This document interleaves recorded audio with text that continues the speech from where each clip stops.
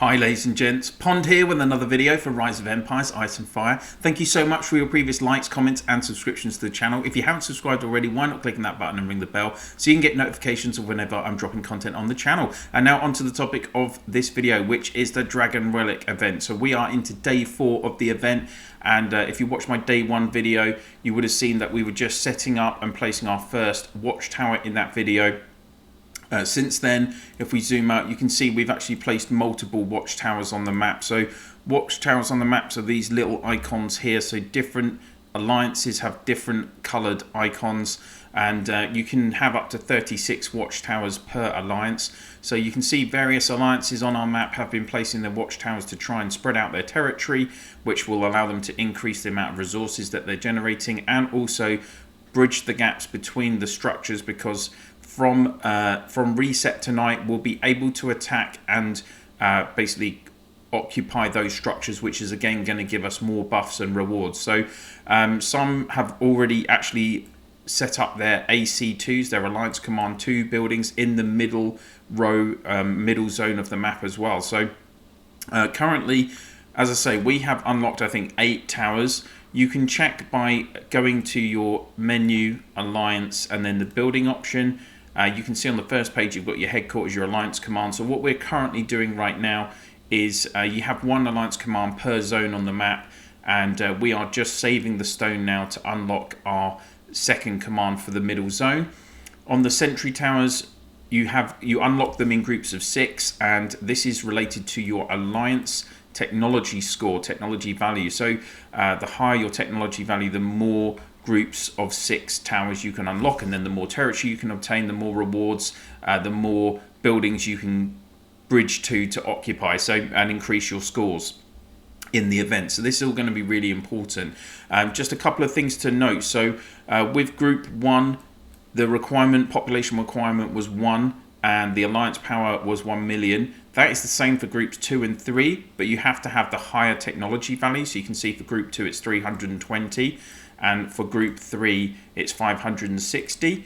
Other than that, there is one other change. So the actual cost of placing the towers does increase so far. So group 1 was 5,000 stone blocks per tower. You can see group 2 is 6,000, and for group 3, you guessed it, it's 7,000 stone blocks. So it gets more expensive to place the towers the further you get into the game.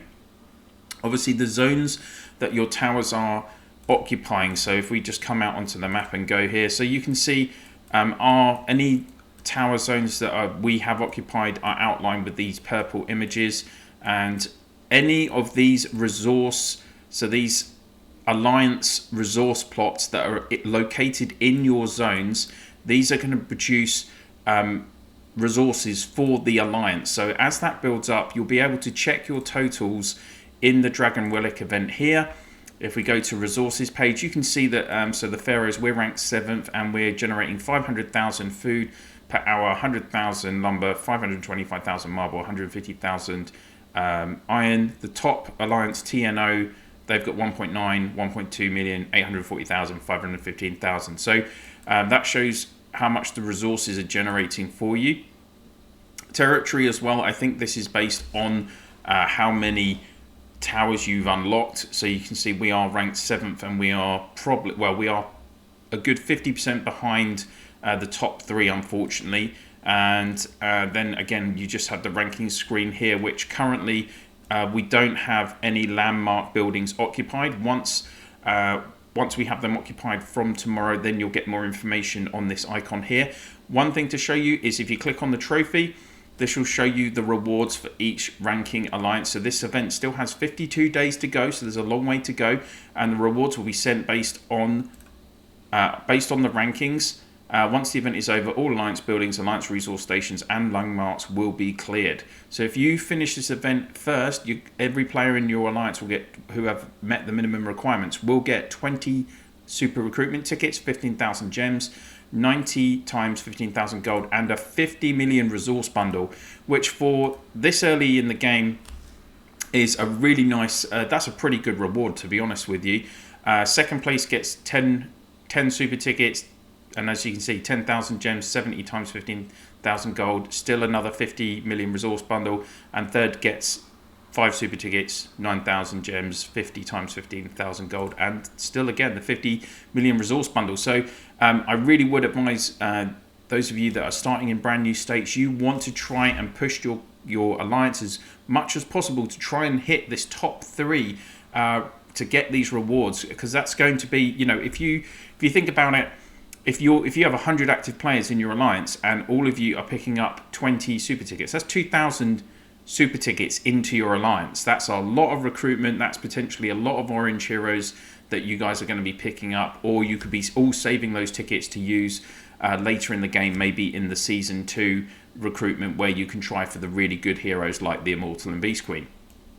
If we look further down, basically if you do finish lower than 3rd, then it's not amazing rewards, if I'm honest. It's just gems and gold, and it decreases quite quickly, and you only get rewards for the top 20 alliances.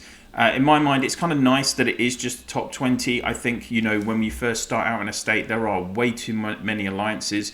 You need to consolidate power between the active players in the state anyway. That happens naturally through the life of the state anyway. And this is another mechanism to for players to consolidate together in the game. So what I've learned from the last couple of days is a couple of really key things. Is obviously you need to, your alliance tech is absolutely critical at this point in the game now. So that needs to be your focus, because alliance technology has a key impact in 2 ways. If you look here on your main alliance page, the higher your tech value, the higher the number of people you can hold in your alliance, up to the maximum 100. So the more technology you're completing, the more people you can get into your guild. The more people you have, the more they can donate to that alliance tech, the more points they'll generate, and then you can purchase the stone that you need to build your buildings for the alliance command buildings, and also your watchtowers. And you do that by going to the store, and you'll see here there's the bunch of rocks option. This is 100,000 alliance points per 1,000 stone. So it's really important. Obviously, the more people you have contributing, so when you contribute to alliance technology, so you can see here we've got resource production, for instance, you can contribute via normal resources, which is this middle option here. You can contribute up to 25 times. It refreshes every 20 minutes, so it builds up again through the day. And you can also use gems if you want to give extra donations. So you can see I have actually done 10 donations with my gems today. I'm really pushing as much as I can, and each donation is worth 800 points to me. So on this level, so I need to get to 100,000 points. Remember, to actually be able to unlock the one lot of 1,000 stones. So you need to do 125 donations at that level. The more you do research in your alliance research, then these higher levels give you more alliance points per donation. But at the moment, you just need to keep on, as I say, donating as much as you can to get your 100,000 points, so that then you can do a donation of 1,000 stone, which then allows you to build your commands and your sentry towers. The other thing to talk about is the resources. So these resources, you want to try and place your watchtowers so that you're gaining an equal amount of resources, that will your production rate is equal, because you can see here currently we have maxed out the food, marble and iron, but we are only at 628,000 lumber. We were struggling to find any alliance lumber resource tiles. So currently now you can only allocate, if you click on allocate, all types of alliance resources need to reach its storage cap to be distributed. So we can't even though 3 of them are finished, we can't distribute to anyone else yet. So that's just something to bear in mind as well. When you're placing your watchtowers, you need to try and get a balance. Even if you want to get more iron or marble, which is the natural thing, you have to go for a balanced approach to the alliance resource tiles that you're accumulating in your zone. So that's kind of everything I've learned so far. We are a little bit behind in Pharaohs. For some reason, it didn't update our alliance capacity, even though we had we got stuck at 55 for some reason for a couple of days, even though we had enough for 70 people. So obviously that lack of people meant that the contributions were slower. We were generating less stone in the alliance. So we are pushing really hard now to get our capacity, our alliance capacity, up to 100 as quickly as possible. And the other thing, core thing to think about when you're doing this event is to, whenever you log on and you have a legion free, check with whoever's on, or just check on the map that you might have a watchtower that needs to be built. As I said before, the more legions that get sent to the buildings, the quicker they will get built, the quicker you're obtaining the zone and you can go on to your next zone, and the quicker that you're going to be acquiring your alliance quarries or other resource tiles for you to build up those resources to then use. So those are kind of like the key considerations to think about, guys. So just alliance contribution, sending your legions to the buildings to help them occupy. So check the alliance markers if your R4, R5s have placed a marker for you to send your legions. And yeah, just donate. That is the core thing I've learned from at the moment. So I will probably be doing a video tomorrow because we do have the small market right next to our zone, so we're hoping to occupy that tomorrow. That's going to be an interesting new gameplay mechanic. What happens then? So you can see it's going to be unlocked in 8 hours 49 minutes. So hopefully I'll bring you an update tomorrow on day 5 of the Relic event, the Dragon Relic event. I hope you've enjoyed this video. If you have, please do click on the like button, and if you haven't already, why not click on that subscribe? And of course, if you could please share my video and this video and my channel in your alliance chat, province chat, and through line, WhatsApp, Viber, Discord, whatever you use to communicate with your fellow players in the game, that would be very much appreciated. Thank you so much for watching, and I'll see you soon.